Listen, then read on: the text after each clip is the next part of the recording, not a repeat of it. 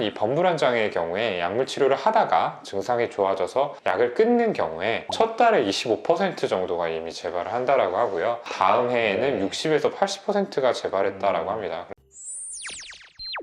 네, 안녕하세요. 뇌부자들입니다. 안녕하세요.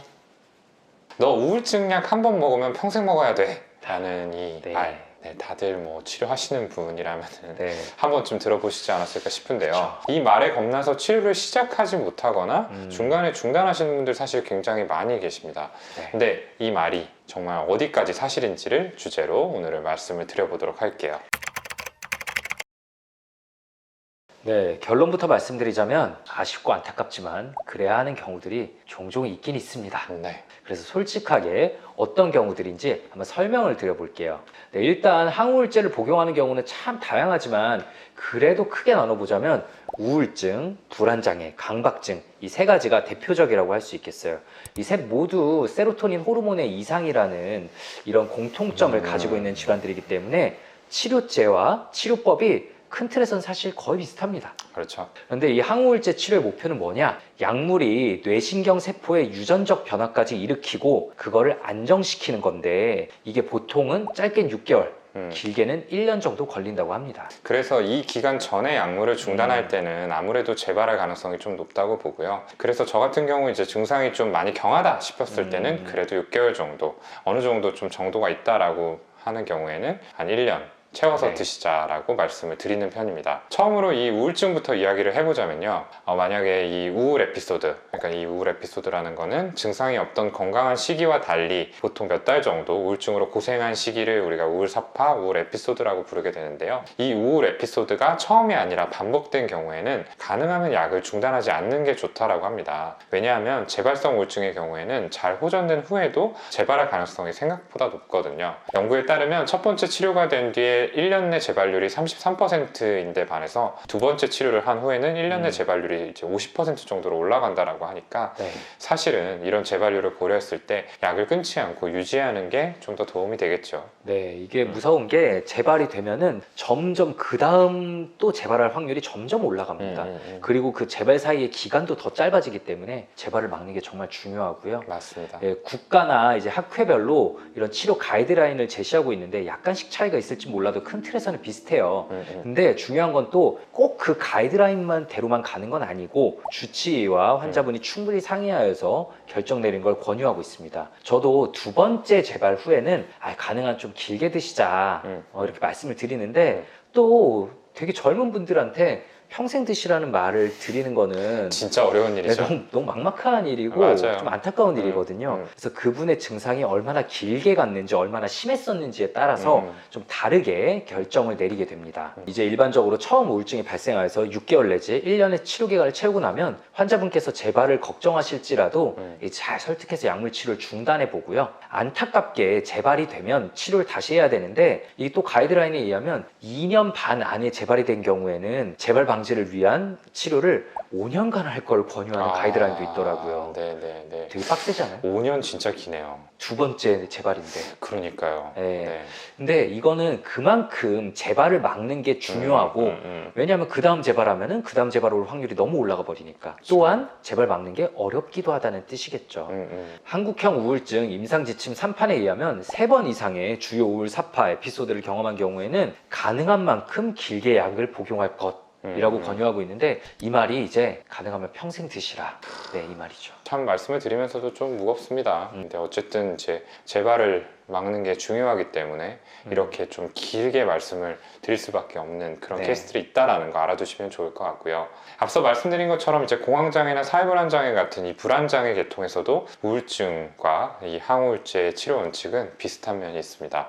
비슷하게 SSRI나 SNRI 계통의 약물이 주된 치료제가 됩니다. 그리고 보통은 6에서 12개월 내에 치료가 끝나는 경우가 대부분인데요. 그런데 이 불안장애 중에서도 범불안장애의 경우에는 조금 다르게 보는 견해들이 많습니다.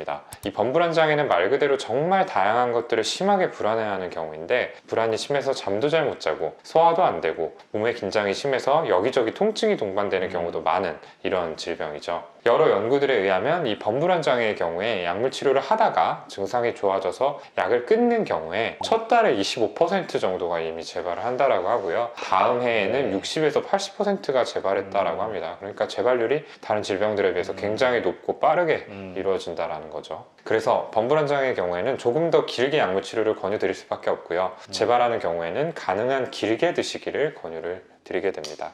네, 범불안장애. 정말 모든 걸 긴장하고 항상 두려움에 떨면서 사시던 분들이 약물 치료로 확 가벼워지는 걸 경험하시고, 그런데 또 약이 끊기면서 또 재발이 되면은 그냥 본인께서 사실은 특별히 더 그냥 평생 드시겠다고 하시는 경우가 더 많은 것 같아요. 네, 그만큼 증상의 고통을 더 심하게 겪으셨던 분이니까요. 그렇습니다. 마지막으로 강박증에 대해서 한번 설명을 드려보면, 강박증에서도 역시 항우울제가 주된 치료제인데, 강박증은 또 특히 다른 질환들보다도 인내심이 치료에 있어서 많이 필요한 질환입니다. 한 70% 정도는 약물 치료로 호전이 되는데요. 우울증이나 불안장애에 비해서 더 높은 용량의 항우울제로 최소 6에서 8주 정도는 지속을 해야지 호전이 나타나기 시작합니다. 예, 그래서 몇 주 기다리고 막 약 올리고 이제 효과 있는지 보자라고 했는데, 사실 그 약이 별로 반응이 없으면 다시 다른 약물 골라서 또 몇 주 용량 올리고 또 몇 주 기다리고 이랬는데 또 반응이 없다. 이러면은 사실 최소 몇 달을 별다른 효과 없이 부작용만 겪으면서 믿고 기다려야 된다는 건데, 이게 말이 쉽지 정말 쉽지 않은 일이거든요. 그러니까요. 사실 그래서 처음부터 저희가 치료에 큰 인내심을 가지고 시작해야 하는 질환이다라고 미리 말씀을 드리고 도중에도 설명을 드리지만 이 과정이 정말 쉽지 않습니다. 그리고 또 강박 같은 경우에는 이 증상 자체가 질병인지 아닌지 확신 못 하시는 분들이 많아요. 맞아요. 그냥 내 생각이 이런 건데 과연 이게 질병인가? 그리고 특히 이제 오염에 대해서는 최근에 코로나가 있었잖아요. 네네. 그러다 보니까 당연히 더러운 거 피하고 반복적으로 씻는 게 맞지 않냐라고 하시면서 이제 어떻게 보면은 그런 것들을 이제 좀 정상으로 여기려는 그런 경향들을 보이시는 경우가 있습니다. 그러다 보니까 이제 치료에 확신도 못 가지시고 중간에 잘 낫지 않으니까 치료를 도중에 포기하시는 분들이 생길 수밖에 없는 거죠. 그리고 또한 증상이 다행히 좀 좋아지더라도 일부만 좋아지고 어느 정도 남아서 지속되는 경우가 되게 많아요. 하기 싫은 생각 떠오르는 횟수가 한 절반으로 줄어서 편한데 여전히 있긴 있다.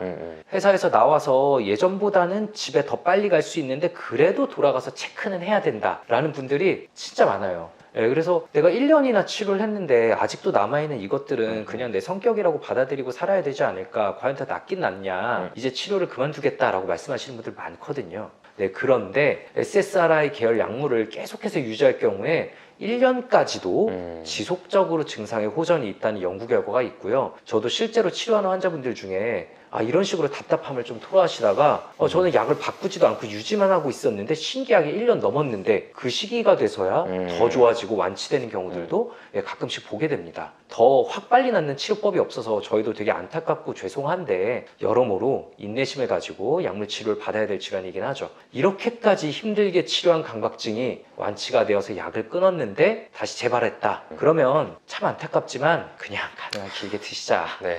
라고 제안 드릴 때가 솔직히 많고요. 증상 양상에 따라 다르지만 한 3년, 뭐 5년 이렇게 말씀드릴 때도 있는데 저는 3년 자주 말씀드리고요.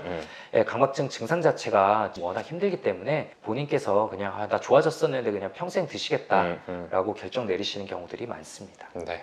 오늘 저희가 말씀드렸다시피 실제 약을 가능한 길게 어쩌면 평생 먹어야 되는 경우들이 사실 임상에서는 생기게 되는데요. 그런데 사실 이게 왜 저희가 비난을 받아야 될 일인지 하는 의문이 저희 마음속에 있습니다. 평생 약물 치료하는 질환 많거든요. 뭐 혈압 같은 경우, 당뇨 같은 경우 이외에 뭐 다른 갑상선도 그렇고 네, 대사질환들, 뭐 호르몬과 관련된 질환들은 사실 평생 동안 약을 먹으면서 관리를 해줘야 되는 경우들이 많이 있는데 왜 정신과만 조금 유독 평생 약 먹이려고 한다라는 그런 화사를 받게 되는지 잘 모르겠고요. 비타민이나 영양제도 사실 평생 드시는 분들 많잖아요. 맞아요. 이렇게 도움이 되고 불편한 게 없으면은 당연히 그냥 매일 먹는 게 맞다라고 말씀을 드립니다. 저는 오히려 처음부터 오래 복용하셔야 될 약이다라고 하면서 초반부터 이 약물 치료에 대해서 거부감 드시는 부분 있으시면 얘기해달라라고 이렇게 질문을 드리는 편이고요. 그래서 좀 충분히 그 약물 치료의 장단점에 대해서 이야기를 나누고 부작용이 있으면 또 그때그때 꼭 이야기해달라고 당부를 드리고 싶곤 합니다. 아무래도 오래 복용해야 될 약이니까 부작용이 없어야 되니까요. 네, 당연히 안 드시면서 잘 지내실 수 있게 되면 그게 베스트고, 그게 저희 정신과 의사들의 가장 바라는 지점입니다, 솔직히. 네, 계속 환자 오게 만들어서 약 파는 게 목표 아니냐라는 댓글들이 종종 달리는데, 이게 한 분 한 분 완치시켜서 떠나보낼 때 그럼요. 진짜 감사하다라는 말을 듣게 될 때 네. 그때 그 성취감과 뿌듯함은 정말 비교할 수 없이 크거든요. 네, 안 겪어보셨으니까 그런 걸 텐데, 네, 그런데도 불구하고 저희도 그냥 어쩔 수 없이 평생 드시자라고 말씀드릴 땐 진짜 안타깝고 인지상정이죠. 죄송하고 그렇습니다. 그런데 참 안타깝지만 동시에 질병을 진정으로 극복하는 다음 단계로 넘어가기 위해서는 받아들일 건 받아들여야 된다고 말씀을 드리거든요. 약을 먹냐 안 먹냐, 내가 계속 약 먹는 사람이냐, 이 문제에 매달리는 게 아니라 어떻게든 나를 괴롭히는 증상 없이 질병에 대해서 신경 안 쓰고 잘 지내느냐, 이게 우리 삶에 되게 더 중요한 문제 아닐까 싶습니다. 약이라는 것 자체에 너무 매이지 않았으면 좋겠다. 약은 사실은 우리가 잘 지낼 수 있도록 도와주는 하나의 도구일 뿐이니까요. 너무 어렵게 생각하지 마시고 필요한 만큼 내가 도움받겠다, 이렇게 좀 마음을 바꿔보시면 어떨까요? 오늘 영상 조금이라도 재밌고 유익하셨다면 구독, 좋아요, 댓글 쓰기, 알림 설정까지 꼭 부탁드립니다. 감사합니다. 감사합니다.